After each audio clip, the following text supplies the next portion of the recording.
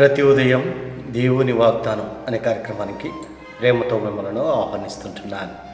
ఈ ఉదయకాల సమయంలో దేవుడు మన కొరకు ఏర్పాటు చేసినటువంటి వాక్యభాగము యెషయా గ్రంథము 44వ అధ్యాయము 8వ వచనాన్ని ధ్యానించుకుందాం.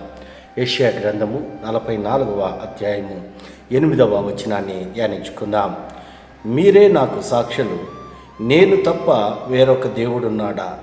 నేను తప్ప ఆశ్రయ దుర్గమేదియూ లేదు, ఉన్నట్టు నేను ఎరుగను.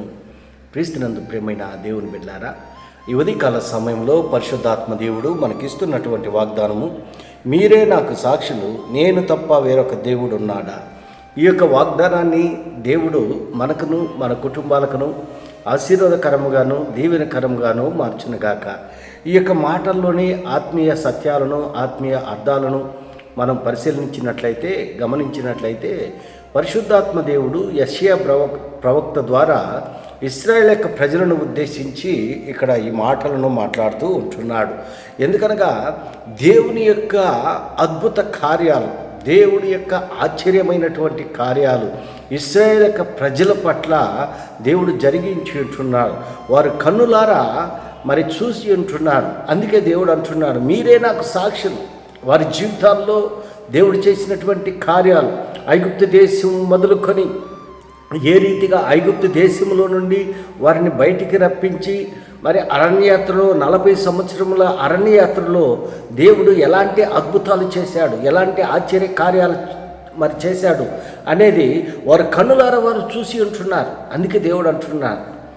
అంత మాత్రమే కాదు, బబులోను చెరలో నుండి కూడా దేవుడు వారిని ఏ రీతిగా తప్పించాడో, ఏ రీతిగా రక్షించాడో మరి వారికి తెలిసే ఉంటున్నది. అందుకే మరి ఒకసారి ఆ యొక్క మాటలను జ్ఞాపకం చేస్తూ ఉంటున్నాడు, దేవుని యొక్క కార్యాలను జ్ఞాపకం చేస్తూ ఉంటున్నాడు.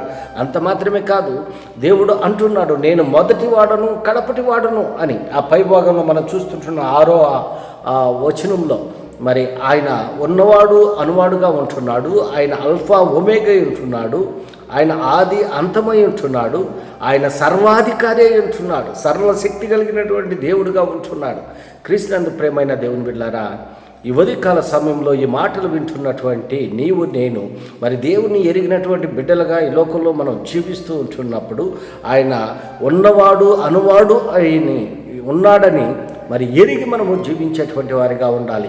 ఎందుకనగా ఆయన ఆది అంతమై ఉంటున్నాడు, ఆయన సర్వాధికారి అయి ఉంటున్నాడు. దేవుని యొక్క మరి గుణగణాలను ఇక్కడ మనం చూస్తూ ఉంటున్నాము. మీరు వెరవకుడి భయపడకుడి, పూర్వకాలం నుండి నేను నీకు ఆ సంగతి తెలియచేయలేదా? మీరే నాకు సాక్షులు అని ఇశ్రాయేలు ప్రజలను ఉద్దేశించి అంటున్నాడు. మరి నన్ను కూడా ఉద్దేశించి దేవుడు ఉదయకాల సమయంలో మాట్లాడుతూ ఉంటున్నాడు. మన జీవితాల్లో, మన ఆత్మీయ జీవితాల్లో, మన వ్యక్తిగత జీవితాల్లో, మన కుటుంబ జీవితాల్లో దేవుడు చేసినటువంటి అనేక మేలులు మరి మనం పొందుకొని ఉంటున్నాం.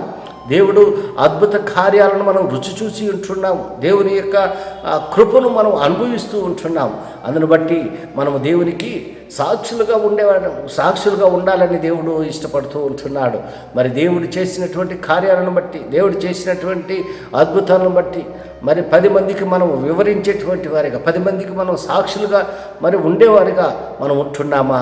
ఎలాంటి వారిగా మనం ఉంటున్నాం? ఇశ్రాయేలు ప్రజలు కృతజ్ఞత లేనటువంటి వారుగా వారు ఉంటున్నారు. కొన్ని సందర్భాల్లో దేవుడు వారిని మరి అనేక రీతిలుగా కాచి కాపాడుతూ ఉంటున్నా కూడా దేవుని పైన తిరుగుబాటు చేసినటువంటి ప్రజలుగా వారు ఉంటున్నారు. మరి అలాంటి వారిగా మనం ఉండకుండా దేవుడు మన పట్ల చేసినటువంటి కార్యాలను బట్టి, మన కుటుంబాల పట్ల చేసినటువంటి అద్భుతాలను బట్టి దేవునికి మనము సాక్షులుగా ఉండాలి. ఆయన తప్ప వేరే దేవుడు లేడు. మరి మోషేకి దేవుడు ఇచ్చినటువంటి ఆజ్ఞల్లో, మరి ఇశ్రాయేలు ప్రజలకు ఇచ్చినటువంటి ఆజ్ఞల్లో మరి ప్రాముఖ్యమైనటువంటి ఆజ్ఞగా ఉంటున్నది. క్రీస్తునందు ప్రియమైన దేవుని బిడ్డలారా, ఆయన సర్వము ఎరిగినటువంటి సర్వాధికారిగా ఉంటున్నాడు. ఆయన ఉన్నవాడు అనువాడుగా ఉంటున్నాడు. ఆయన ఆది అంతమై ఉంటున్నాడు. ఆయన అల్ఫా ఒమేగా ఉంటున్నాడు. మరి అలాంటి శక్తి కలిగినటువంటి దేవుణ్ణి మనం ఆరాధిస్తుంటున్నప్పుడు ఆయనకి సాక్షులుగా ఈ లోకంలో నీవు నేను జీవించాలని ఈ కొద్ది మాటల ద్వారా నేను హెచ్చరిక చేస్తుంటున్నాను. దేవుడి యొక్క మాటలను మరెక్కువగా మీకును మీ కుటుంబాలకు ఆశీర్వాదకరంగాను దీవెనకరంగాను మార్చినగాక. ఆమేన్.